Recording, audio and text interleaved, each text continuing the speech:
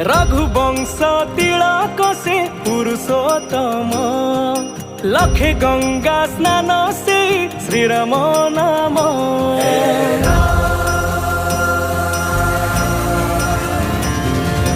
रघुवंश तिलक से पुरुषोत्तम लखे गंगा स्नान से श्रीराम नाम। 500 बरसर प्रतीक्षा सारी फेरुचंती धरा धमे धर्म धरी। घंटा घंटा हुलहुली 5 दीप दियो जाली सज करी रखी था शुभ आळती।